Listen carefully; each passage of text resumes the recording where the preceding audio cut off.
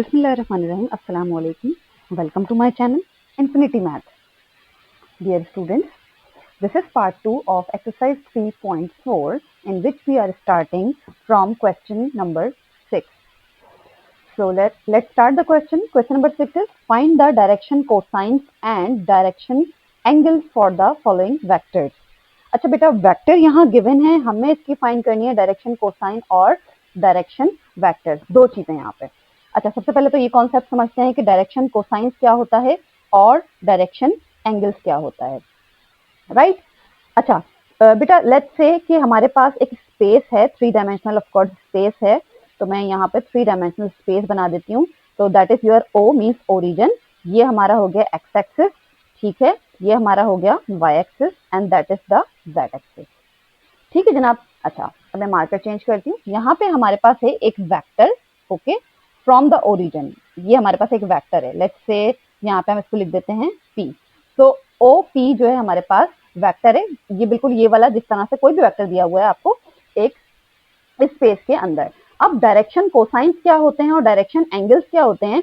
अब ये वाला जो वेक्टर है, ये वेक्टर ओरिजिन के साथ तो है, लेकिन ये तीनों एक्सिस ओरिजिन से स्टार्ट हो रहा है, लेकिन ये तीनों एक्सिस के हिसाब से जो एंगल्स बना रहा है, लेट्स से कि ये वेक्टर आपका जो है एक्स एक्सिस के साथ हमारा एंगल बना रहा है अल्फा, ठीक है, और ये वेक्टर आपका वाई एक्सिस के साथ एंगल बना रहा है बीटा, और यही वेक्टर आपका जेड एक्सिस के साथ में एंगल बना रहा है गामा। तो ये जो अल्फा है, बीटा है और गामा है, ये कहलाते हैं डायरेक्शन एंगल्स। क्या कहलाते हैं? डायरेक्शन एंगल्स, ठीक है जनाब, अल्फा बीटा और गामा। और इन डायरेक्शन एंगल्स के जो कोसाइन एंगल होते हैं वो कहलाते हैं डायरेक्शन कोसाइन। बात समझ में आ रही है? अच्छा क्या चीज मैंने बताई है यहाँ पर जो आपने याद रखनी है, एक अल्फा बीटा गामा, ये हमारे हैं डायरेक्शन एंगल्स, और cosine of these angles alpha beta और गामा, यानी यहाँ मैं लिख देती हूँ कॉस अल्फा, ठीक है, और कॉस बीटा और कॉस गामा, ये कहलाएंगे हमारे डायरेक्शन कोसाइंस, और अल्फा बीटा और गामा क्या कहलाएंगे? Direction angles. अच्छा इनके फॉर्मूलाज हैं, इनके फॉर्मूलाज क्या हैं? एक्स अपॉन आर, आर क्या है? ये हमारा जो वेक्टर है इसका मैग्नीट्यूड, सिंपल, ठीक है जनाब। ये पोजीशन, लेट्स से कि this is the position vector, और इस पोजीशन वेक्टर का जो है मैग्नीट्यूड जो है ऑफ कोर्स वो है हमारा आर यहाँ पे, ठीक है जनाब। तो एक्स क्या है हमारा इस वेक्टर का, ये जो वेक्टर है, जैसे अगर हम यहाँ देखें, अगर मेरे पास ये वेक्टर है तो ये इसका एक्स एक्सिस यानी कि आई का कोफिशिएंट, और वाई क्या, आगे चलते हैं, कॉस बीटा का फॉर्मूला क्या है? वाई अपॉन आर, ठीक है। वाई क्या है? ऑफ कोर्स ये जो आपका जे कंपोनेंट है इसका कोफिशिएंट दैट इज वाई, और इसी तरीके से कॉस गामा क्या होगा? जेड अपॉन आर, और जेड क्या है हमारा जो के कंपोनेंट है यहाँ पे उसका कोफिशिएंट है आपका जेड, और आर तो आपको समझ में आ ही गया है कि ये इस वेक्टर का मैग्नीट्यूड है। तो ये क्या कहलाते हैं? ये तीनों कहलाएंगे हमारे डायरेक्शन कोसाइन, और यहाँ जो अल्फा की बीटा की और गामा की जो भी एंगल्स की वैल्यूज होंगी ये कहलाएंगे डायरेक्शन एंगल्स। क्लियर है जनाब? चलें अब हम स्टार्ट करते हैं, इसको जरा यहाँ पर इसको सेपरेट कर लेते हैं। चलें अब आपके पास आपके वेक्टर गिवन है और आपने फाइंड करनी है दोनों चीजें, डायरेक्शन कोसाइंस भी और साथ साथ में डायरेक्शन एंगल्स भी। अच्छा वेक्टर मौजूद है, इस वेक्टर का हम क्या निकालेंगे? क्योंकि हमें मैग्नीट्यूड की नीड है तो हम निकाल लेते हैं इसका मैग्नीट्यूड, ठीक है जनाब। तो सबसे पहले इस वेक्टर का निकाल लेते हैं हम क्या? मैग्नीट्यूड। अच्छा इस वेक्टर को लेट्स से कि ये हमारे पास है, let r vector is equal to 2i plus j minus 3k, ये हमारे पास वेक्टर है, ये जो कि क्वेश्चन में था। अच्छा अब वेक्टर का क्या निकाल रहे हैं हम? मैग्नीट्यूड, ठीक है। तो मैग्नीट्यूड ऑफ दिस वेक्टर, जिसको हम आर कहेंगे, ठीक है ना, ये जो हमारे आर हैं ये मैग्नीट्यूड को ही शो कर रहा है। तो ये किसके बराबर होगा? मैग्नीट्यूड आपको अच्छे तरीके से निकालना आता है किसी भी वेक्टर का, एक्स कंपोनेंट, वाई कंपोनेंट और जेड कंपोनेंट का हम स्क्वायर कर देते हैं, उनका सम करवा देते हैं। तो ये हो गया 2 का स्क्वायर प्लस, और जो जे का कोफिशिएंट है यहाँ कुछ नहीं है, इसका मतलब है 1 है, तो 1 का स्क्वायर प्लस, और जो के कंपोनेंट है उसमें आपका कोफिशिएंट है -3, तो ये हो गया -3 का स्क्वायर, ठीक है जनाब। तो हमने क्या करना है? सिंपल इनके स्क्वायर्स निकालने हैं। 2 2 4 प्लस 1 5 और 3 3 9, तो ये आई थिंक हो गया है 4 प्लस 1 5 और प्लस 9 ये हो गया 14, तो ये हो गया अंडर रेडिकल 14, और अंडर रेडिकल 14 आपको पता है स्क्वायर रूट तो इसका आएगा भी नहीं। अच्छा ये हो गया क्या हो गया? ये इसका आर का की वैल्यू हो गई जो कि मैग्नीट्यूड था। अब हम क्या आ रहे हैं, हम आते हैं अपने फॉर्मूले पे जो कि हमारे डायरेक्शन कोसाइंस के फॉर्मूला आ गए। क्या फॉर्मूला है डायरेक्शन कोसाइंस का? डायरेक्शन कोसाइंस अब हम स्टार्ट करने जा रहे हैं फाइंड करना, जो हमारी रिक्वायरमेंट थी इस क्वेश्चन की। डायरेक्शन कोसाइंस सबसे पहले कॉस अल्फा से शुरू करते हैं, तीनों डायरेक्शन कोसाइंस हैं, ठीक है जनाब। तो कॉस अल्फा इक्वल टू किसका, इसका फॉर्मूला क्या है? एक्स अपॉन आर, यही फॉर्मूला है जो मैंने अभी आपको यहाँ बताया।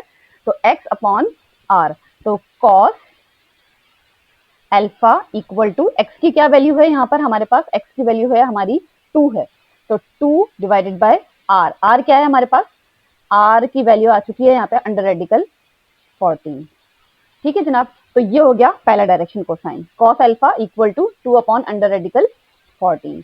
अच्छा, इसको हम, ये पहला कोसाइन आ गया, डायरेक्शन कोसाइन आ गया। इसी तरीके से कॉस बीटा भी निकालेंगे और इसी तरीके से जो फॉर्मूला आपको समझाया उससे कॉस गामा भी निकालेंगे। तो मैं ऐसा करती हूँ, यहीं पर कॉस जो है आपके बीटा और गामा भी निकाल लेती हूँ इसी लाइन में। तो कॉस बीटा जो है आपका फॉर्मूला क्या है? कॉस बीटा का फॉर्मूला हमारे पास cos beta equal to y upon r, right. Cos beta equal to y upon r. इस हिसाब से जो कॉस बीटा की वैल्यू करंट क्वेश्चन में बनी है, y की वैल्यू देखें यहाँ पे क्या है, कोफिशिएंट j का क्या है? 1, तो 1 divided by under radical r, r की तो हमारे पास वैल्यू आ चुकी है अंडर रेडिकल 14, तो that is the next direction cosine, right. अच्छा, अब आते हैं तीसरे वाले डायरेक्शन कोसाइन पे, तो कॉस गामा पे आ जाते हैं। Cos gamma equal to formula क्या है? z अपॉन आर, तो z डिवाइडेड बाय आर। चलें वैल्यूज लिखते हैं। Cos gamma equal to z की क्या वैल्यू है? राइट, करंट क्वेश्चन में वेक्टर हमारे पास जो k कंपोनेंट है उसका कोफिशिएंट है -3, तो -3 अपॉन अंडर रेडिकल 14, क्योंकि r की वैल्यू क्या है? Under radical 14। तो ये तीनों हो गए हमारे डायरेक्शन कोसाइंस, ठीक है जनाब। अब आ जाते हैं डायरेक्शन एंगल्स। डायरेक्शन एंगल्स क्योंकि हमारे पास हैं अल्फा की वैल्यू, बीटा की वैल्यू और गामा की वैल्यू, ये कहलाती है डायरेक्शन एंगल्स। तो अब हमें डायरेक्शन एंगल्स भी निकालना है इस क्वेश्चन में, तो अब हम आ जाते हैं डायरेक्शन एंगल्स पे। अच्छा, उसको कैसे निकालेंगे? उसको हम इन्हीं की मदद से निकालेंगे, डायरेक्शन कोसाइंस की मदद से। इसी में से आप जो अल्फा की, बीटा की और गामा की वैल्यू को जो है सिंपली निकाल लेंगे, फाइंड कर लेंगे। चलो डायरेक्शन एंगल्स पे आ गए। अच्छा, डायरेक्शन एंगल्स जो हैं आपके, क्योंकि इसी फॉर्मूले में देखें, अगर आप कॉस अल्फा किसके बराबर है? 2 अपॉन अंडर रेडिकल 14 के बराबर है, ठीक है। ये देखें cos alpha, since cos alpha equal to 2 upon under radical 14, अगर मुझे इसमें से अल्फा की वैल्यू चाहिए तो ऑफकोर्स मैं कॉस को क्या कर सकती हूँ, यहाँ पे राइट साइड पे शिफ्ट करवा सकती हूँ और वो बन जाएगा कॉस इनवर्स, ऐसा ही है। तो इसका मतलब ये हुआ कि अगर मैं अल्फा को यहीं पर रखूं, क्योंकि मुझे अल्फा की वैल्यू चाहिए, तो मैं क्या करूंगी, मैं कॉस को यहाँ शिफ्ट करवा दूंगी, वो बन जाएगा कॉस इनवर्स राइट साइड पे। और ये जो इसकी वैल्यू है इसको हम ब्रैकेट में लिख देते हैं, 2 अपॉन अंडर रेडिकल 14। अब आपने क्या करना है? कुछ नहीं करना, सिंपल अपने कैलकुलेटर को उठाना है और उस पर ये वैल्यू सिंपल टाइप कर देंगे। क्या, शिफ्ट दबा के हम कॉस दबाते हैं तो ये कॉस इनवर्स हो जाता है। Cos inverse 2 upon under radical 14, तो 2 डिवाइडेड बाय अंडर रेडिकल, ये हो गया 14 और हमारा ब्रैकेट क्लोज, ठीक है जनाब। 2 अपॉन अंडर रेडिकल 14 और ब्रैकेट क्लोज, नेक्स्ट, या चलें इक्वल टू, अच्छा एंगल देखें क्या आ रहा है? 57 पॉइंट, इसको 688 आ रहा है, तो हम इसको राउंड ऑफ करके 57.7 कर सकते हैं, क्योंकि 8 जो है 5 से बड़ा है, तो हम आगे नेक्स्ट वाले डिजिट में हम 1 प्लस कर देते हैं। राउंड ऑफ आपको करना आता है, राउंड ऑफ के रूल, तो 57.7 डिग्रीज तकरीबन, ये आपका 57.7 डिग्रीज, ये वैल्यू आ गई आपकी पहला डायरेक्शन एंगल, यानी कि अल्फा की वैल्यू। अच्छा, अब इसी पैटर्न पे हम निकालते हैं बीटा की भी और गामा की भी। कैसे निकालेंगे? इसी पैटर्न पे। अच्छा देखें, यहीं पर कंटिन्यू करते हैं। डायरेक्शन एंगल नेक्स्ट वाला जो है आपका फॉर्मूला क्या है? कॉस बीटा इक्वल टू, यहीं पर लिखा हुआ है आपके पास, ज्यादा वापस से कैलकुलेशन की जरूरत ही नहीं है, बल्कि कॉस बीटा किसके बराबर था? 1 अपॉन अंडर रेडिकल 14, राइट। और हमें क्योंकि बीटा चाहिए, हम कॉस को राइट साइड पे शिफ्ट करवा देंगे, so it will become cos inverse upon of 1 upon under radical 14। Let's see कि कैलकुलेटर हमें क्या आंसर दे रहा है इसका। तो वंस अगेन शिफ्ट दबाया, कॉस प्रेस किया, ये कॉस इनवर्स आ गया। अच्छा, कॉस इनवर्स क्या करना है? ब्रैकेट लिखना है, और ब्रैकेट लिख चुकी हूँ मैं, ब्रैकेट लिखा, 1 डिवाइडेड बाय अंडर रेडिकल 14 और ये ब्रैकेट क्लोज। तो एंगल आ रहा है 74.49 है तकरीबन, ये 5 डिग्री से आ जाएगा। तो 74.5 degrees, this is the third direction angle. अब आ जाते हैं लास्ट कॉस गामा पे। ठीक है जनाब, तो कॉस गामा इक्वल टू क्या आई थी वैल्यू, -3/√14, -3/√14। वंस अगेन गामा को यहीं रखेंगे, कॉस को राइट साइड ले जाएंगे, कॉस इनवर्स बन जाएगा, और -3/√14 का कॉस इनवर्स क्या आ रहा है, let's see in the calculator. Calculator में देखते हैं, cos inverse of -3 divided bye √14, तो ये आंसर आपके पास आ गया 143.3 degree, 143.3 degree. So these three are the direction angles. I hope it's clear और बहुत ही इजी भी है। तो ये डायरेक्शन कोसाइंस हो गए, यानी अल्फा बीटा गामा के जो कोसाइंस हैं ये डायरेक्शन कोसाइंस कहलाते हैं, और बाकी अल्फा बीटा गामा खुद इटसेल्फ क्या कहलाते हैं, direction angles. So this is the part 1 of question number 6। अब इसी पैटर्न पे हम इस क्वेश्चन के बाकी के दोनों पार्ट्स भी कर लेते हैं। तो चलिए मैं जरा सेकंड पार्ट लिख लेती हूँ उसका। चलिए बेटा, सेकंड पार्ट अब मैंने लिख लिया है। वेक्टर है आपके पास 2i - 4j + 5k। सबसे पहले हमने क्या करना है, हमने इसका नेम जो है लिख देते हैं, let r vector is this one, 2i - 4j + 5k, right. अच्छा, सबसे पहले क्या करना है इसका, जैसे आपने पार्ट 1 में किया, सबसे पहले इस वेक्टर का मैग्नीट्यूड निकालना है। तो हमने मैग्नीट्यूड का साइन बनाया, ठीक है, and that is equals to simply r equal to magnitude कैसे निकालते हैं, under radical x² + y² + z², और x, y और z हमारे i, j और k के कोफिशिएंट्स हैं। तो हमने लिखा 2 का स्क्वायर प्लस -4 का स्क्वायर प्लस 5 का भी स्क्वायर इक्वल टू, अच्छा let's see what comes in the calculator. तो ये जनाब आ गया रेडिकल, 2 का स्क्वायर हो गया 4, मैं डायरेक्ट स्क्वायर करके लिख रही हूँ, और -4 का स्क्वायर पॉजिटिव 16 है, प्लस 5 5 जा 25, तो ऐड करवा के और रेडिकल ये आ रहा है 3 अंडर रेडिकल 5। चलें, रेडिकल आ गया। अब आ जाते हैं हम डायरेक्शन कोसाइंस की तरफ। सो हेडिंग मेंशन करते हैं, डायरेक्शन कोसाइंस, डायरेक्शन कोसाइंस। चलें, अच्छा डायरेक्शन कोसाइन में सबसे पहले हमारा आएगा कॉस अल्फा। फॉर्मूला क्या था इसका, x/r, x/r। ठीक है जनाब, तो x की क्या वैल्यू है, वेक्टर में से नजर आ रही है, i का कोफिशिएंट है जो कि है 2, डिवाइडेड बाय r, अभी हमने मैग्नीट्यूड कैलकुलेट किया है 3 अंडर रेडिकल 5। तो ये हो गया आपका पहला डायरेक्शन कोसाइन कॉस अल्फा। इसी पैटर्न पे आगे बढ़ते हैं कॉस बीटा पे। कॉस बीटा का क्या फॉर्मूला होता है, y/r। y की वैल्यू वेक्टर में से देखें, जो j का कोफिशिएंट है यानी कि -4 डिवाइडेड बाय r की वैल्यू वही सेम है 3 अंडर रेडिकल 5, राइट। अच्छा, अब जो है आगे चलते हैं तीसरा। अच्छा, सिंप्लीफिकेशन अगर यहाँ पॉसिबल हो तो हमें वो भी करनी होगी, लेकिन फिलहाल तो कोई कैंसिलेशन नहीं हो रही है। तीसरा डायरेक्शन कोसाइन यानी कि cos gamma equal to z/r, और z की क्या वैल्यू है, वेक्टर में देखें k का कोफिशिएंट है 5, तो ये z की वैल्यू हो गई 5 डिवाइडेड बाय 3 अंडर रेडिकल 5। अच्छा, ये तीनों हो गए डायरेक्शन कोसाइन। अब आ जाते हैं हम हमारे डायरेक्शन एंगल्स पर, डायरेक्शन एंगल्स। चलें, डायरेक्शन एंगल्स की बात कर रहे हैं हम, तो आपको पता है यही वाले डायरेक्शन कोसाइंस हमारी हेल्प करेंगे, क्योंकि डायरेक्शन एंगल्स जो है यही है अल्फा, बीटा और गामा, इन्हीं की वैल्यूज हमने निकालनी है इन्हीं इक्वेशन की मदद से। सबसे पहले उठाते हैं cos alpha equal to 2/3 under radical 5, जो आपकी पहली इक्वेशन थी, राइट।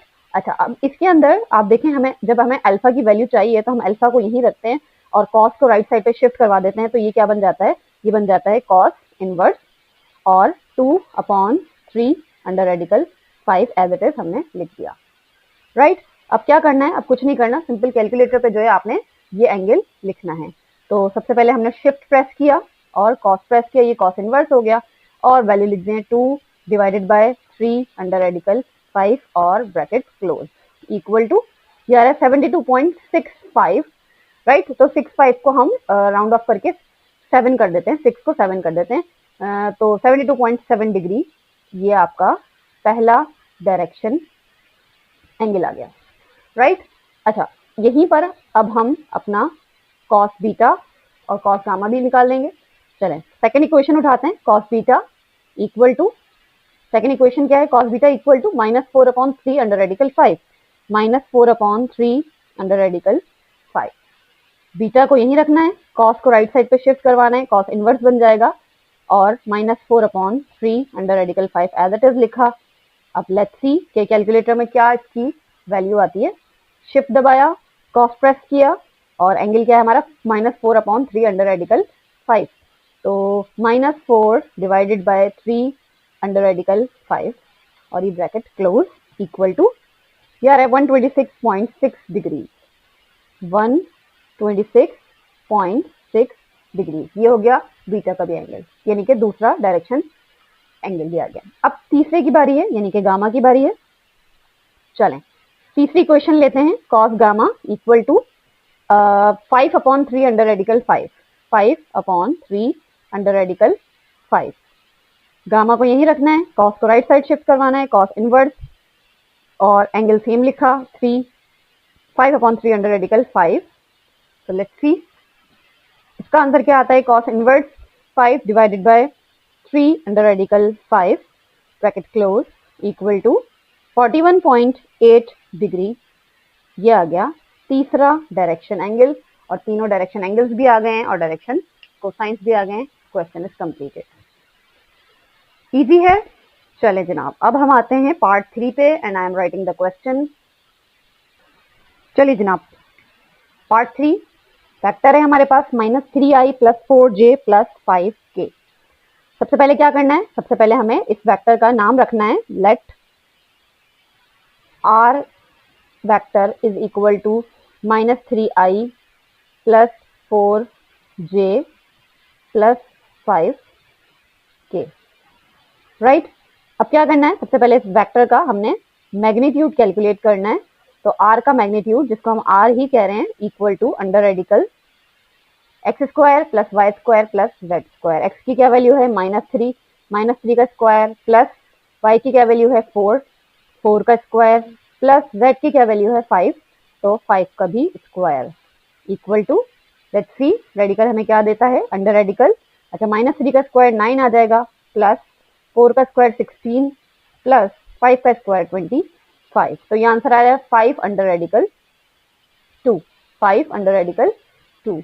ये तो हो गया आपका मैग्नीट्यूड। अब आते हैं हम डायरेक्शन कोसाइंस की तरफ, जो हमारी रिक्वायरमेंट्स हैं, डायरेक्शन कोसाइंस और डायरेक्शन एंगल। तो सबसे पहले डायरेक्शन कोसाइंस, हेडिंग मेंशन कर दी है। चलें जनाब स्टार्ट करते हैं। सबसे पहले डायरेक्शन कोसाइन कौन सा होगा, cos alpha. Cos alpha formula क्या है, x/r, x/r। x की क्या वैल्यू है, यहाँ से देखेंगे वेक्टर से, x की क्या वैल्यू है, i का जो कोफिशिएंट है वो x है, विच इज -3 हियर। और r हमारे पास अभी अभी आया है 5 अंडर रेडिकल 2। अगेन कोई कैंसिलेशन नहीं हो रही है, तो इसको एज इट इज छोड़ दिया, पहला डायरेक्शन कोसाइन आ गया। अब सेकंड डायरेक्शन कोसाइन यानी कि कॉस बीटा पे चलते हैं।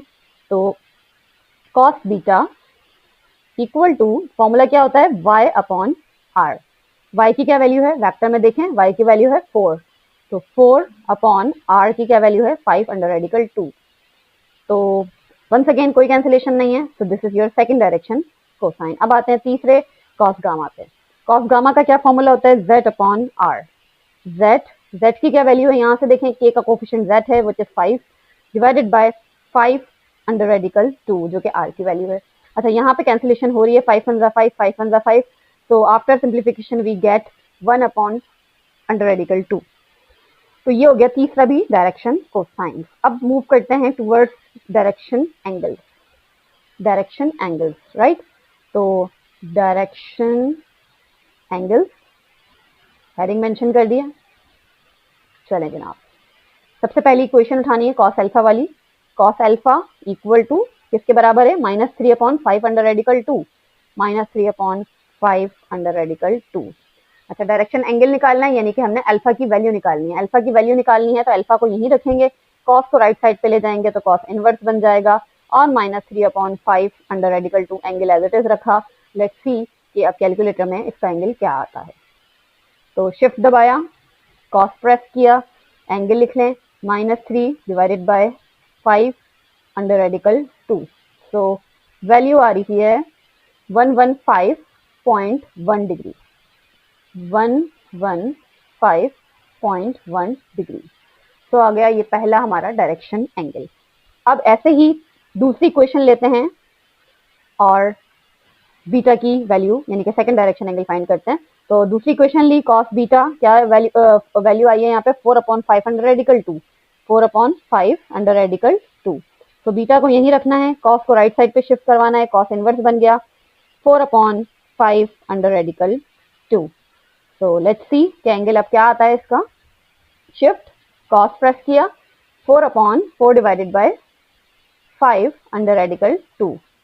तो वैल्यू आ रही है 55.55, तो इसको हम 55.6 लिख सकते हैं। तो 55.6 डिग्री राउंड ऑफ करके लिख लिया। तो this is your second direction angle. Now let's move towards the third one, cos gamma. Cos gamma की क्या वैल्यू यहाँ पर आई थी, 1 under radical 2, 1 divided by under radical 2। तो गामा को यहीं रखते हैं, कॉस को राइट साइड शिफ्ट करवाते हैं, कॉस इनवर्स हो गया 1 डिवाइडेड बाय अंडर रेडिकल 2। और आपको पता भी है वैसे 1 अंडर रेडिकल 2 जो है कॉस 45 से आता है। तो let's check, cos inverse 1 divided by under radical 2 bracket close equals to 45 degrees, right. तो 45 डिग्रीज इज द आंसर। तीनों जो है डायरेक्शन एंगल्स भी आ गए हैं और डायरेक्शन कोसाइंस भी आ चुके हैं। सो क्वेश्चन नंबर हमारा 6 कंप्लीट हो गया है। अब आ जाते हैं हम क्वेश्चन नंबर 7 पे और मैं क्वेश्चन लिख लेती हूँ। चलिए जनाब, क्वेश्चन नंबर 7 क्या है, if alpha beta gamma are the direction angles of a vector then show that sine square alpha plus sine square beta plus sine square gamma equal to 2। अच्छा, यहाँ पे एक आइडेंटिटी है डायरेक्शन एंगल्स की, यानी alpha beta gamma की, कि sine square alpha plus sine square beta plus sine square gamma equal to 2 होगा। ये हमें प्रूव करके यहाँ पे दिखानी है। अच्छा, इस चीज से एक रिलेवेंट आइडेंटिटी है जिसका हम यहाँ पर यूज करेंगे, और वो कौन सी आइडेंटिटी है, सबसे पहले तो इस चीज को समझते हैं। तो अच्छा, ये आपके बुक के भी जो है पेज नंबर 102 पे आप इसका प्रूफ देख सकते हैं जिस आइडेंटिटी की मैं बात कर रही हूँ। अच्छा, वो आइडेंटिटी कौन सी है, फॉर्मूला है cos square alpha plus cos square beta plus cos square gamma equal to 1। ये फॉर्मूला है, आइडेंटिटी है किसकी, हमारे जो तीनों डायरेक्शन एंगल्स हैं अल्फा बीटा गामा, उसका कॉस स्क्वायर, जो हमने डायरेक्शन कोसाइंस निकाले थे उनके स्क्वायर का सम बराबर होता है 1 के। अब ये तो हो गई एक फॉर्मूला, एक आइडेंटिटी। अब ये फॉर्मूला बना कैसे है, तो ये भी मैं आपको प्रूव करके दिखाती हूँ, जो कि बुक के भी पेज नंबर 102 पर है। फिर हम आएंगे असल इस क्वेश्चन की रिक्वायरमेंट पे, क्योंकि हम इस फॉर्मूले का जब इस्तेमाल यहाँ करेंगे तो आपके जहन में जरूर ये सवाल आएगा ये कहाँ से आया। तो पहले इस चीज को क्लियर कर देते हैं, ठीक है। चलें जनाब। अच्छा, लेट्स सपोज कि हम एक जनरल एक वेक्टर ले रहे हैं। लेट्स सपोज कि मैंने आर एक वेक्टर लिया xi plus yj plus zk। ये एक मैंने जनरल वेक्टर लिया, कोई स्पेसिफिक वेक्टर नहीं लिया, इसलिए मैंने x y z जो है वैल्यूज यहाँ पे ले ली हैं, राइट। अच्छा, अब इस वेक्टर का जब हम मैग्नीट्यूड निकालते हैं तो वो कैसे निकालते हैं, ऑफ कोर्स इस r का जो मैग्नीट्यूड है ये भी हमने पीछे डायरेक्शन कोसाइन और डायरेक्शन एंगल्स में भी निकाला था कि x y और z तीनों का स्क्वायर्स का सम आता है, यानी x square plus y square plus z square, और हम लगा देते हैं रेडिकल। ये है मैग्नीट्यूड का तरीका। ऑफ कोर्स हम कई बार इसको कर चुके हैं। अच्छा, अब ये भी आपको अच्छी तरह पीछे से पता है कि जो डायरेक्शन कोसाइंस होते हैं इनके क्या फॉर्मूले होते हैं। कॉस अल्फा किसके बराबर होता है, x अपॉन r के, राइट। x कौन सा है, ये i जो आपका वेक्टर का कंपोनेंट है उसका कोफिशिएंट होता है, और r जो है इस वेक्टर का पूरे मैग्नीट्यूड। ये क्या हो गया, ये वही डायरेक्शन कोसाइन के फॉर्मूले लिखे हैं जो भी हमने क्वेश्चन 6 में यूज किए हैं। अच्छा, ये तो हो गया पहला डायरेक्शन कोसाइन। इसी तरीके से जो सेकंड होता है कॉस बीटा, तो कॉस बीटा का क्या फॉर्मूला होता है, y अपॉन r। और इसी तरीके से जो तीसरा डायरेक्शन कोसाइन है कॉस गामा, उसका क्या फॉर्मूला होता है, z अपॉन r। ऐसा ही है ना। चलें जनाब, हम क्या कर रहे हैं, क्योंकि आपको ये नजर आ रहा है इस फॉर्मूले में, जो मैं जिस फॉर्मूले की बात अभी कर रही हूँ, इसमें तीनों डायरेक्शन कोसाइंस हैं और उनका स्क्वायर का सम हुआ हुआ है। तो हमने भी क्या करना है, हमने इस पे स्क्वायरिंग करवानी है। स्क्वायरिंग इस वाली इक्वेशन पे भी, इस पे भी और इस पे भी, और इनको सम भी करवाना है, क्योंकि हम इनको प्लस भी करना है। हमारे फॉर्मूले में ये तीनों प्लस में आए हुए हैं। तो सबसे पहले क्या करते हैं, हम साथ साथ स्क्वायरिंग भी करवाते हैं, प्लस भी करवाते हैं। अच्छा बेटा, प्लस करवाने का रूल भी आपको पता है कि इक्वेशन का जब आप एडिशन कर रहे हो तो राइट साइड जो है राइट साइड पे ही आएगी इक्वेशन के ऐड होने के बाद भी। और लेफ्ट साइड जो है लेफ्ट साइड पे आती है, ऐसा ही है ना। तो स्क्वायरिंग भी करवा रहे हैं हम, यानी कि स्क्वायरिंग और एडिंग इक्वेशन 1, 2 और 3 को। चलें देखें क्या होगा कि जब पहली इक्वेशन को देखते हैं, जब इसको स्क्वायरिंग करवाओगे आप तो क्या आ जाएगा, cos square alpha equal to, और राइट साइड पे क्या हो जाए, X square upon R square, ऐसा ही होगा। ऐसे ही जब आप इस पर इक्वेशन 2 पर जो स्क्वायरिंग करवाने लगेंगे तो ये क्या बन जाएगा, cos square beta equal to Y square upon R square, right, क्योंकि स्क्वायरिंग दोनों साइड पे होती है इक्वेशन में।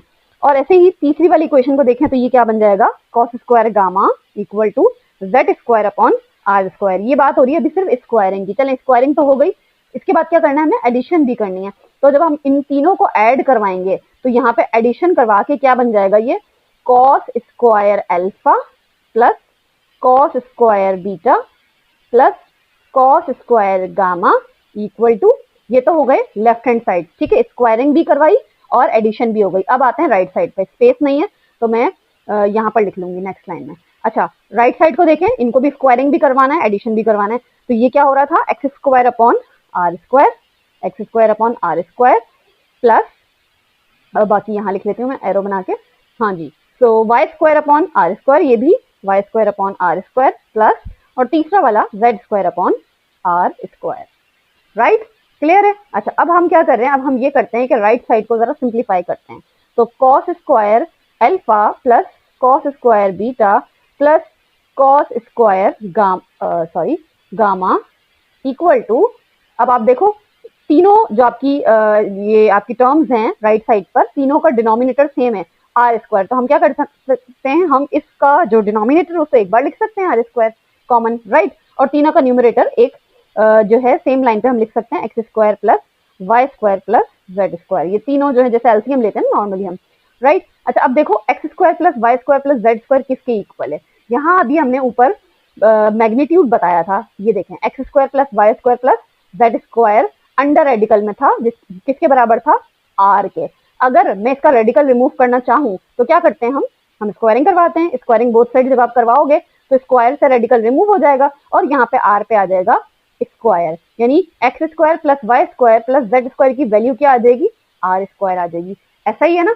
तो हम X square plus Y square plus Z square की जगह क्या लिख सकते हैं, हम लिख सकते हैं R square. So cos square alpha plus cos square beta plus cos square gamma equal to, इसकी जगह हमने क्या लिख लिया, हमारा मैग्नीट्यूड का ही फॉर्मूला है सिंपल, तो ये बन जाएगा आर स्क्वायर, और डिनोमिनेटर में तो आर स्क्वायर ऑलरेडी हैगा।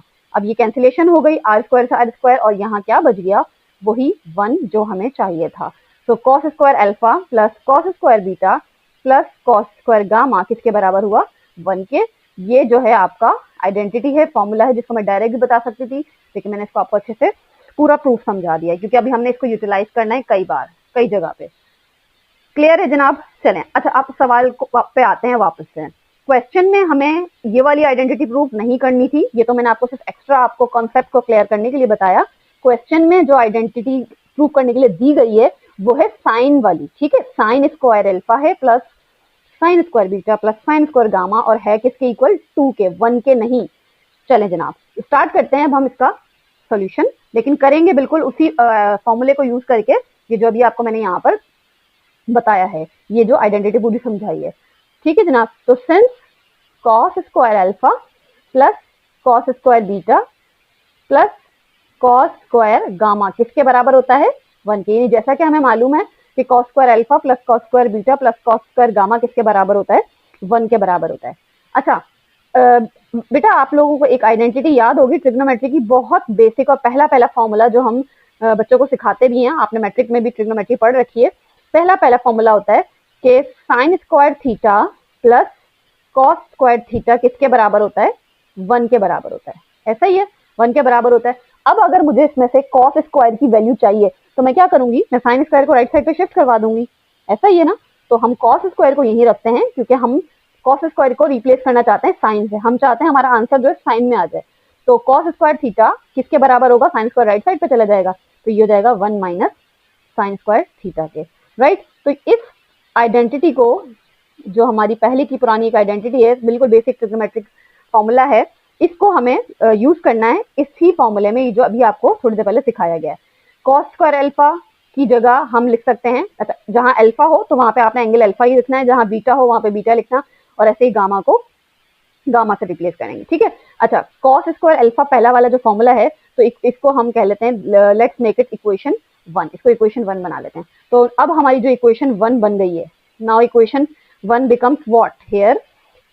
चलें रिप्लेस करना शुरू करें। पहले कॉस स्क्वायर अल्फा है, कॉस स्क्वायर अल्फा की क्या वैल्यू बनेगी, 1 माइनस साइन स्क्वायर अल्फा, क्योंकि एंगल अल्फा लिख रहे हैं तो यहाँ भी अल्फा लिखेंगे, तो ये क्या हो गया, 1 माइनस साइन स्क्वायर अल्फा, तो सॉरी अल्फा बनाना था, थीटा बना दिया।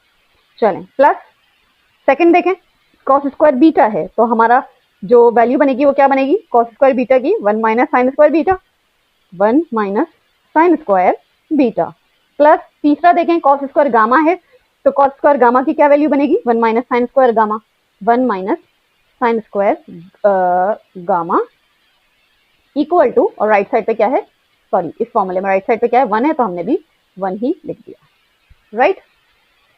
ठीक है जनाब। अच्छा अब देखो ब्रैकेट जब आप खोलोगे तो ब्रैकेट क्योंकि एडिशन की साइन है, कोई इफेक्ट नहीं आएगा ब्रैकेट के ऊपर, तो 1 प्लस 1 प्लस 1 ये कितना हो जाएगा, ये हो जाएगा 3।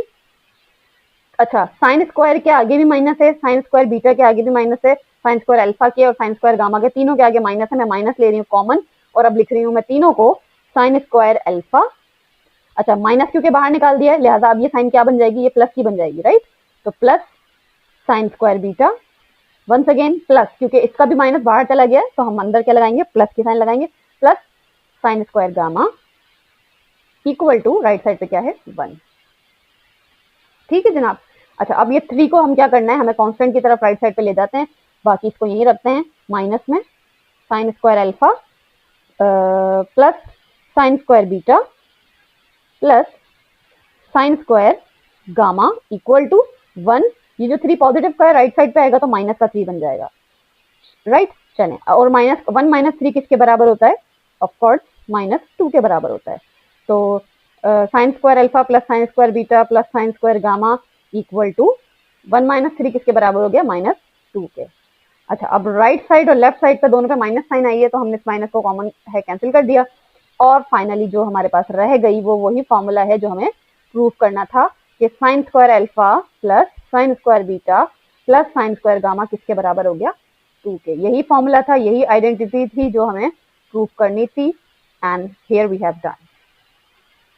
आई होप इट्स क्लियर, मैंने हर चीज आपको बड़ी एक्सप्लेन की है, खोल खोल के सारी चीजें समझा दी हैं।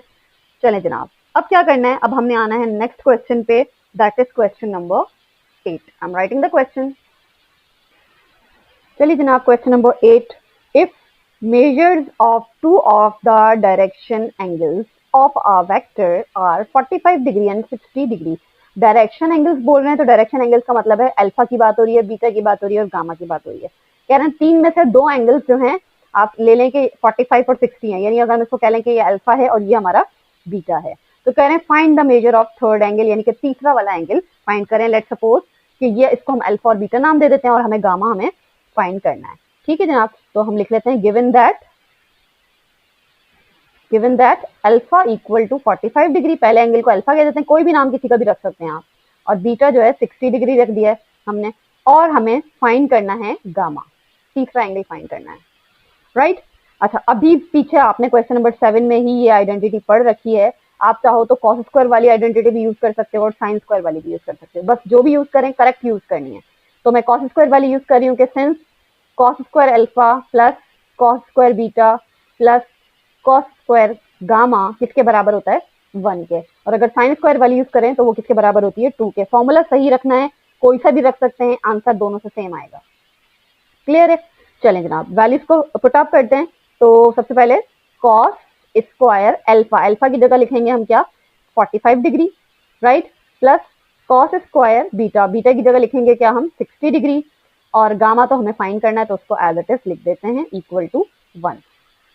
चलें cos 45 की वैल्यू देखें क्या होती है, वैसे तो हमें मालूम है 1/√2 होती है, तो cos 45 डिग्री किसके बराबर हो रहा है, रेडिकल 2/2 के। 1/√2 को जब आप रैशनलाइज करते हैं, कैलकुलेटर आपको रैशनलाइज करके दे रहा है, तो दोनों वैल्यूज ठीक है, 1/√2 लिखो या रेडिकल 2/2 लिखो, दोनों एक ही बात है। तो कैलकुलेटर जो दे रहा है फिलहाल वही लिख लेते हैं, वरना आप चाहें तो 1/√2 भी लिख सकते हैं जिनको वैल्यूज याद हैं, प्लस अच्छा cos square 60 degree, cos square 60 degree किसके बराबर होता है? 1/2 के। देख लीजिए कॉस 60 की वैल्यू होती है 1/2। तो 1/2 का भी स्क्वायर लगा दिया, क्योंकि स्क्वायर लगा है तो हम स्क्वायर लगा रहे हैं, plus cos square gamma as it is रखना है इक्वल टू 1। चलें इसका स्क्वायर खोलते हैं। जब रेडिकल का स्क्वायर खोलते हैं तो रेडिकल रिमूव हो जाता है और बचता है सिर्फ जो नंबर हो यानी कि 2 डिवाइडेड बाय, लेकिन डिनोमिनेटर में कोई रेडिकल नहीं है तो इसका स्क्वायर लगेगा 2 2 जा 4 हो जाएगा। ऐसे ही आगे चलते हैं तो 1/2 का भी स्क्वायर किया 1/4 हो गया, plus cos square gamma equal to 1 same लिख दिया, राइट। चलें अच्छा अब क्या करना है, अब हम यहाँ पे इसका एलसीएम ले लेते हैं। तो डिनोमिनेटर सेम है, ऑफ कोर्स हम डायरेक्टली लिख सकते हैं कि इसका एलसीएम क्या आएगा, 2 + 1 3/4 आ जाएगा, क्योंकि डिनोमिनेटर दोनों का सेम है। तो 3/4 लिख दिया, plus cos square gamma equal to 1। अब क्या है नेक्स्ट स्टेप में, ये कांस्टेंट नंबर है, इसको आप राइट साइड पर कांस्टेंट के पास ही शिफ्ट करवा दें, यानी कि राइट साइड पर ये चला जाएगा। तो ये क्या बन जाएगा, कॉस स्क्वायर गामा यहीं रहेगा और नंबर वहां जाएगा तो साइन चेंज करेगा, माइनस का बन जाएगा 3/4। वंस अगेन यहाँ भी एलसीएम होगा, 4 1 जा 4 - 3, 4 - 3 क्या होता है 1/4। तो क्या वैल्यू आ गई कॉस स्क्वायर गामा की, 1/4 आ गई।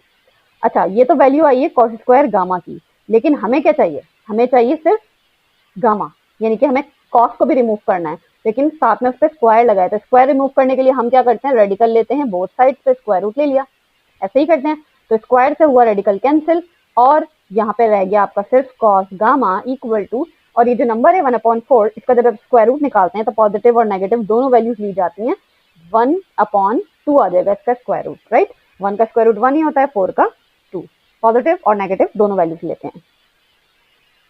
क्लियर है जनाब। अब देखें बेटा हमें क्या फाइंड करना है, हमें फाइंड करना है गामा। तो गामा को रखते हैं यहीं पर और कॉस को शिफ्ट करवाते हैं राइट साइड पे, तो कॉस इनवर्स हो जाएगा, कॉस इनवर्स प्लस माइनस 1/2। तो अब क्या करना है, फाइनली कैलकुलेटर पे देखना है आपने कॉस इनवर्स की क्या वैल्यू आती है, 1/2 पे भी देखेंगे, पॉजिटिव पे अलग देखेंगे, नेगेटिव पे अलग देखेंगे, ठीक है जनाब। तो ये तो अभी हमने किया भी था शिफ्ट कॉस इनवर्स, पहले 1/2 पे चेक करते हैं। तो 1/2 पे क्या वैल्यू आ रही है, 60 डिग्री आ रही है, तो ये 60 डिग्री लिख लिया, ये पॉजिटिव से देखा है मैंने, राइट। अब ऐसे ही शिफ्ट दबाया, कॉस दबाया, लेकिन अब देखना है माइनस के 1/2 पे, क्योंकि सेकंड वैल्यू माइनस की है, तो माइनस के 1/2 पे क्या वैल्यू आ रही है, ये आ रही है 120 डिग्री। तो 120 डिग्री सेकंड एंगल, यानी कि दोनों ही गामा की वैल्यूज आई हैं ये। तो this is the answer. Clear है जनाब। So let's move towards the next question, question number 9। चलिए जनाब question number 9, find the work done by the force. Force लगी है, वर्क डन फाइंड करना है। एक ऑब्जेक्ट है जिसको मूव करवाया गया है स्ट्रेट लाइन में, इस पॉइंट से इस पॉइंट पर। अच्छा इसको आप इनिशियल पॉइंट, लेट सपोज कि ये एक स्ट्रेट लाइन है, ठीक है, ये स्ट्रेट लाइन है, ये इसका इनिशियल पॉइंट है और ये इसका फाइनल पॉइंट है। इनिशियल पॉइंट हो गया और फाइनल पॉइंट हो गया। अच्छा यहाँ से फॉर एग्जाम्पल कोई भी एक ऑब्जेक्ट है, लेट्स से ये एक ऑब्जेक्ट हो गया, ठीक है, इस ऑब्जेक्ट पर फोर्स लगी है, ठीक है, फोर्स की डायरेक्शन भी वही है जो डिस्प्लेसमेंट की डायरेक्शन है, ठीक है। तो अगर हम वर्क डन, और हमें फाइंड करना है टोटल वर्क डन कितना हुआ, यानी कि ये फोर्स लगी है इसी की डायरेक्शन में, डिस्प्लेसमेंट की डायरेक्शन, और डिस्प्लेसमेंट आपको यहाँ पर नजर आ रहेगा, इनिशियल से फाइनल पर जो है समझ लें ये मूवमेंट करवाई गई है एक ऑब्जेक्ट की। तो हमें ये हमने फिजिक्स में भी समझ रखा है, पढ़ रखा है कि जो वर्क डन होता है वो कैलकुलेट करना बहुत आसान है। वर्क डन कैसे फाइंड किया जाता है, W = F.D, डॉट प्रोडक्ट होता है फोर्स का और डिस्प्लेसमेंट का। तो सबसे पहला काम क्या है, डिस्प्लेसमेंट को फाइंड करना। डिस्प्लेसमेंट फाइंड करते हैं सबसे पहले हम यहाँ पर। तो डिस्प्लेसमेंट, क्योंकि आपको पॉइंट यहाँ पे गिवन है कि फ्रॉम दिस टू दिस, यानी कि ये वाला इनिशियल पॉइंट है और ये वाला फाइनल पॉइंट है, तो फाइनल पॉइंट में से इनिशियल को माइनस करें, टोटल डिस्प्लेसमेंट जो आपको पता चल जाएगा। डिस्प्लेसमेंट कभी हमें भी पता नहीं है, तो हम क्या करेंगे, जो आपका सेकंड पॉइंट है यानी कि फाइनल पॉइंट है 6 4 9, इसमें से माइनस करवाते हैं इनिशियल पॉइंट को, जो कि क्या है 4 2 7, 4 2 7। तो इस तरह जो आपका डिस्प्लेसमेंट है वो क्या आया, माइनस करवाएं, 6 - 4 क्या हो गया 2, यानी कि x वाले कंपोनेंट को x से, y को y से और z को z से माइनस करवाना है। तो 4 - 2 हो गया दोबारा 2, और 9 - 7 भी हो गया 2। अब आप चाहो तो इसको वेक्टर में कैसे लिख सकते हो, इसको लिख सकते हो 2i + 2j और +2k, राइट। हम इसको इस तरह वेक्टर में लिख सकते हैं डिस्प्लेसमेंट को। अच्छा, ये तो हो गया अभी सिर्फ डिस्प्लेसमेंट। अब आते हैं असल टारगेट पे, जो कि आपका है वर्क डन का। वर्क डन का फॉर्मूला क्या है? W is equal to F dot D, यानी कि फोर्स और डिस्प्लेसमेंट का डॉट प्रोडक्ट है। तो फोर्स हमारे पास क्वेश्चन में गिवन है, I think yes, that is 7i plus 9j minus 11k। ये हो गया फोर्स, डॉट लगाया। अब आते हैं डिस्प्लेसमेंट पे। डिस्प्लेसमेंट अभी अभी हमने वेक्टर कैलकुलेट किया है, 2i plus 2j plus 2k। चलें, डॉट प्रोडक्ट कैसे निकालते हैं? मैंने आपको कई बार पिछले क्वेश्चन में बता चुकी हूँ। आई वाले कंपोनेंट को आई से मल्टीप्लाई करवाना है, प्लस जे को जे से, प्लस के को के से, सिंपल। तो 7 2 जा 14, प्लस नहीं लगा रही, पहले देखते हैं आगे वाले में अगर हो सकता है साइन पे माइनस आ जाए। 9 को 2 से करा, 9 2 जा 18, लेकिन पॉजिटिव अब लगा लेते हैं क्योंकि माइनस नहीं आया कहीं भी। अच्छा, माइनस का 11 और 2 से मल्टीप्लाई होगा तो माइनस का 22 आ जाएगा, 11 2 जा 22। तो ये कितना आ गया? 14 प्लस 18 माइनस 22, ये आ गया हमारे पास 10। तो 10 यूनिट हमारा वर्क डन हो गया। Very simple, very easy answer, right? बिल्कुल, आई थिंक नहीं, क्वेश्चन नंबर 11 इस पैटर्न पे है, 10 थोड़ा डिफरेंट है। क्वेश्चन नंबर 10 लिख लेते हैं अब हम। चलिए जनाब, question number 10, calculate the projection of A vector along B and projection of B vector along A vector. यानी प्रोजेक्शन फाइंड करनी है, वेक्टर ए की बी पर क्या बनती है और बी की ए पर क्या बनेगी। दोनों वेक्टर्स हमारे पास गिवन है। अच्छा, ये क्वेश्चन भी आई थिंक आपने जो है फिजिक्स में कर रखे हैं, तो बस यहाँ पर समझ लें आप, रिपीटेशन हो रही है, प्रैक्टिस हो रही है, और जो है मजीद आपके कॉन्सेप्ट क्लियर हो गए। अच्छा, प्रोजेक्शन फाइंड करनी है ए वेक्टर की बी वेक्टर के ऊपर, राइट?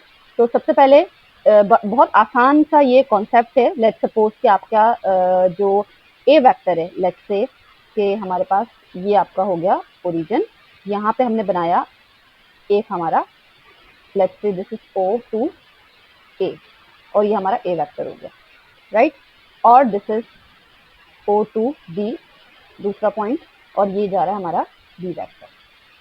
तो ए वेक्टर की बी वेक्टर पर प्रोजेक्शन शेडो, ठीक है, यहाँ से लेकर यहाँ तक का ये हमारा जो है प्रोजेक्शन कहलाता है, किसका? ए का बी पर। ऐसे ही बी का ए पर कैसे होगा? ये बी वेक्टर है और इसका शेडो उसके ऊपर कैसे पड़ेगा। तो ये जो है हम फाइंड करने लगे हैं अभी इधर। तो सबसे पहले प्रोजेक्शन, अच्छा दोनों फाइंड करनी है, ए की अलोंग बी पे भी करनी है और बी की अलोंग ए पे भी करनी है। ये देखें, दोनों फाइंड करनी है, ठीक है। तो सबसे पहले projection of A along B, A की बी पर फाइंड कर रहे हैं, कैसे करेंगे? उसका क्या फॉर्मूला है? उसका फॉर्मूला है सिंपल, ए डॉट बी, यानी कि ए और बी दो वेक्टर्स जो भी होंगे उनकी डॉट प्रोडक्ट आएगी, इक्वल टू लगा लेते हैं, फॉर्मूला ही है ना, डिवाइडेड बाय, अच्छा किसके ऊपर है? अलोंग बी पर, जिसके ऊपर होगा उसका मैग्नीट्यूड नीचे आएगा, यानी कि राइट नाउ बी वेक्टर का मैग्नीट्यूड नीचे आएगा, यानी ए की प्रोजेक्शन है किस पर? बी के ऊपर है, तो बी का मैग्नीट्यूड आएगा नीचे। और अगर ऐसे ही बी की अगर ए पर फाइंड करेंगे तो मैग्नीट्यूड डिनोमिनेटर में किसका आएगा? ए का। बस ये एक छोटा सा डिफरेंस है जो आपको की पॉइंट है, आपको याद रखना है। बात समझ में आ रही है? तो ए की बी पर हम प्रोजेक्शन अभी देख रहे हैं, तो हमने बी का मैग्नीट्यूड लिख दिया डिनोमिनेटर में। अच्छा, फॉर्मूला तो लिख ही दिया है, बहुत आसान सा कॉन्सेप्ट है, डॉट प्रोडक्ट आपको निकालना भी आता है। दोनों वेक्टर का डॉट प्रोडक्ट, पहले वेक्टर लिख लेते हैं, i minus 2j plus 3k dot, दूसरा वेक्टर बी क्या है? 3i minus j minus 5k, ये डॉट प्रोडक्ट हो गई, डिवाइडेड बाय मैग्नीट्यूड किसका है? बी का है, तो सिर्फ बी का ही मैग्नीट्यूड लिखेंगे, हम निकालेंगे यहाँ। तो बी का मैग्नीट्यूड निकालते हैं, बी वेक्टर ये रहा। मैग्नीट्यूड कैसे निकालते हैं? X square plus Y square plus Z square करके अंडर रेडिकल में।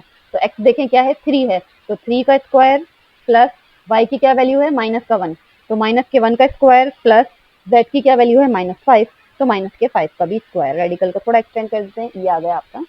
अच्छा, अब क्या करना है? अब ऑफकोर्स डॉट प्रोडक्ट निकालनी है। डॉट प्रोडक्ट कैसे निकालते हैं? बहुत सिंपल सा आसान सा कॉन्सेप्ट है, कोफिशिएंट आई का आई के साथ मल्टीप्लाई होता है, प्लस जे का जे के साथ, और प्लस के का के के साथ मल्टीप्लीकेशन होती है। तो मल्टीप्लीकेशन करवाते हैं, आई का कोफिशिएंट यहाँ देखें क्या है? 1 है, 1 को 3 से मल्टीप्लाई करवाएंगे, 1 3 जा 3 आ जाएगा। आगे देखते हैं नेक्स्ट जे वाले कोफिशिएंट माइनस का 2 है और माइनस का 1 है, -2 -1 से मल्टीप्लाई होगा +2 आ जाएगा। इसी तरह प्लस का 3 है और माइनस का 5 है, 3 5 जा माइनस का 15 आ जाएगा। ये हो गई डॉट प्रोडक्ट। अब आते हैं मैग्नीट्यूड पर। मैग्नीट्यूड जो है अपने सिंपल अंडर रेडिकल 3 का स्क्वायर प्लस 1 का स्क्वायर जो कि 1 ही आएगा प्लस 5 का स्क्वायर जो कि 25 आएगा। तो ये आ गया अंडर रेडिकल 35 इसका मैग्नीट्यूड। ठीक है जनाब। अच्छा ऊपर वाले न्यूमरेटर्स को भी जरा सॉल्व कर लें। तो 3 + 2 हो गया 5 और 5 - 15 हो गया ऑफकोर्स 10 माइनस का। तो ये आ गया आपका प्रोजेक्शन माइनस का 10 डिवाइडेड बाय अंडर रेडिकल 35। ये प्रोजेक्शन किसकी आई है? वेक्टर ए की along the B. Same pattern पे हम फाइंड करेंगे वेक्टर बी की projection along A. Formula same रहेगा, सिर्फ डिनोमिनेटर का डिफरेंस आएगा। तो अब जरा नेक्स्ट पेज पे projection of B along A कर लेते हैं। चलें, प्रोजेक्शन ऑफ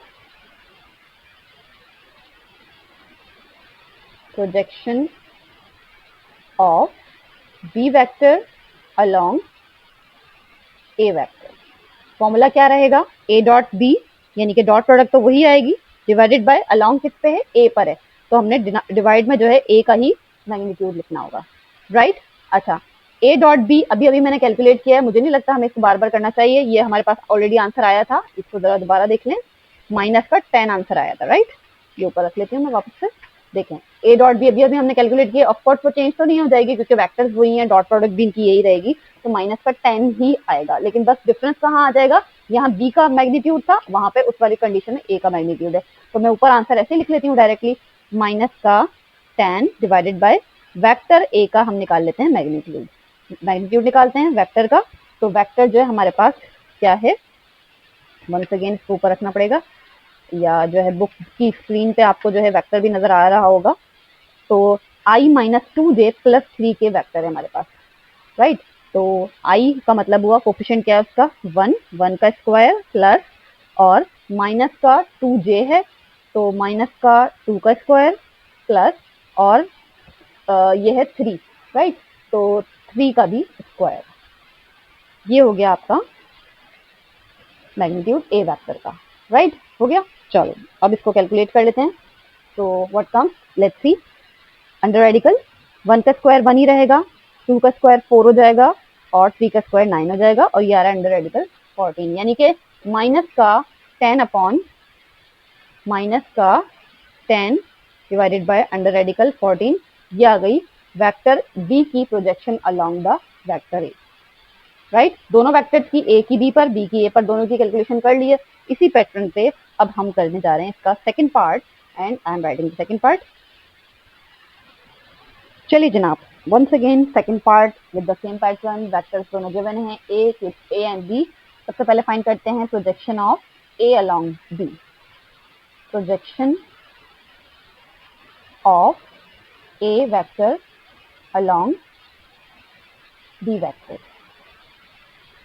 राइट। फॉर्मूला क्या है? अच्छा मैं मार्कर चेंज कर लेती हूँ, ठीक से काम नहीं कर रहा।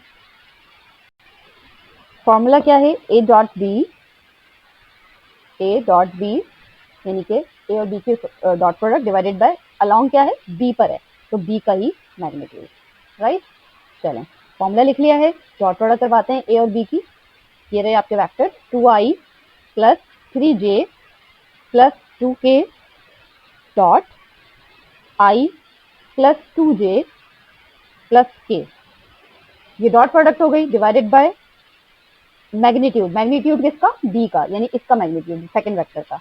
अंडर रेडिकल देखें i का कोफिशिएंट क्या है? 1 है, तो 1 का स्क्वायर प्लस, यहाँ से भी देख सकते हैं j का कोफिशिएंट क्या है? 2 है, 2 का स्क्वायर प्लस k का कोफिशिएंट क्या है? वंस अगेन 1 है, तो 1 का स्क्वायर।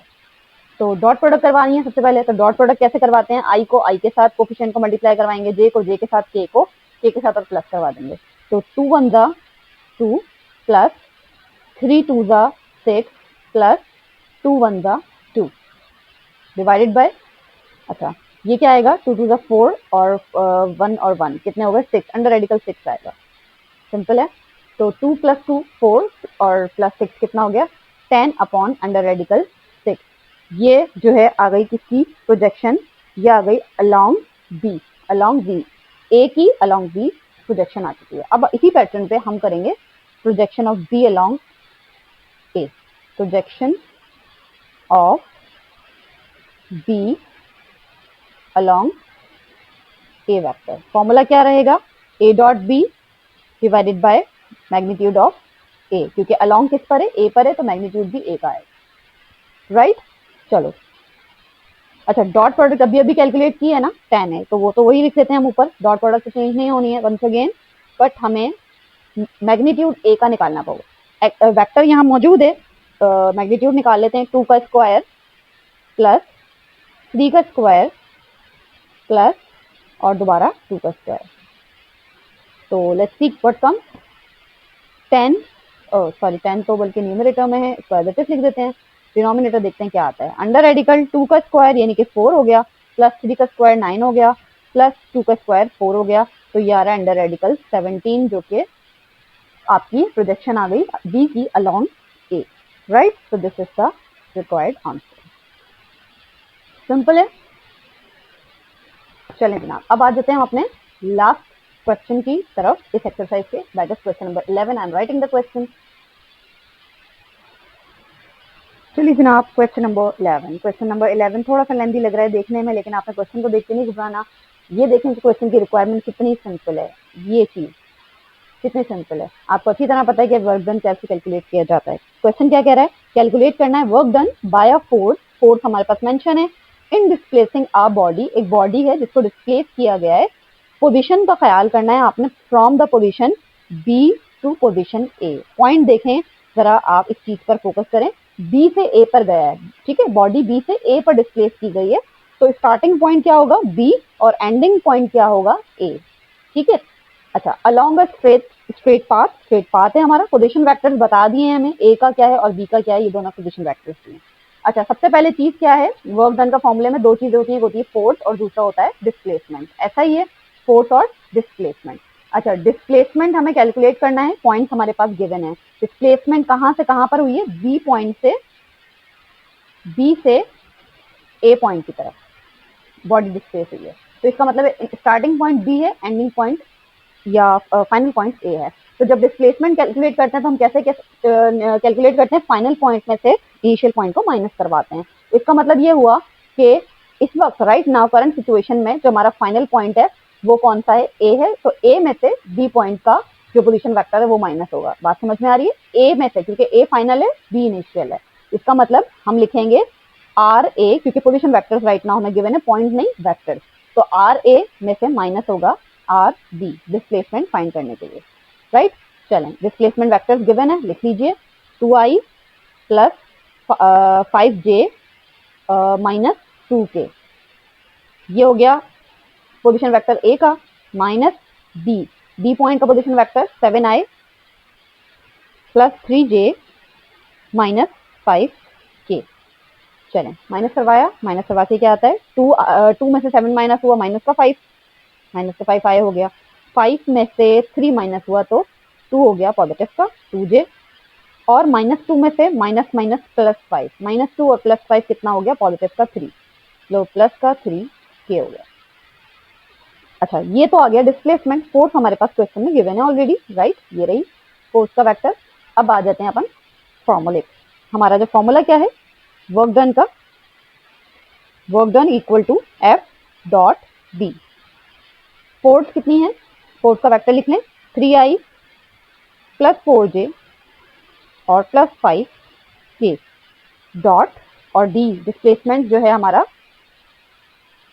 इसका वेक्टर क्या आया, माइनस का 5i प्लस का 2j प्लस का 3k। डॉट प्रोडक्ट कैसे करवाते हैं, आई कॉम्पोनेंट को आई से मल्टीप्लाई करवाते हैं, प्लस जे को जे से और के को के से, तो 3 5 15, माइनस का 5 15 हो गया क्योंकि माइनस का 5 है, और 4 2 8 प्लस का 8 हो गया, और 5 3 15 पॉजिटिव का 15, तो माइनस 15 प्लस 15 कैंसिल हुआ और जस्ट 8 रिमेनिंग, तो 8 यूनिट जो है इसका वर्क डन आ गया। This is the required answer, right. तो अल्हम्दुलिल्लाह हमारी एक्सरसाइज जो है कंप्लीट हो गई है। एक्सरसाइज 3.4 तमाम क्वेश्चन कंप्लीट हो गए। कोई सवाल हो, कोई भी कंफ्यूजन हो तो आप ज़रूर कमेंट सेक्शन में मुझसे पूछ सकते हैं। और जो है अपने दूसरे फ्रेंड्स के साथ भी ज़रूर मेरी वीडियोस को शेयर करें और लाइक करें और मेरे चैनल को सब्सक्राइब करें। और जो है कोई भी सवाल हो ज़रूर जो है बिना किसी जो है हेजिटेशन के आप ज़रूर मुझसे डिस्कस कर सकते हैं कमेंट सेक्शन में। इंशाल्लाह मैं आपको ज़रूर वहाँ रिस्पॉन्ड करूँगी। चलें, अपना बहुत ख्याल रखें, मुझे दुआ में याद रखें। अल्लाह हाफ़िज़।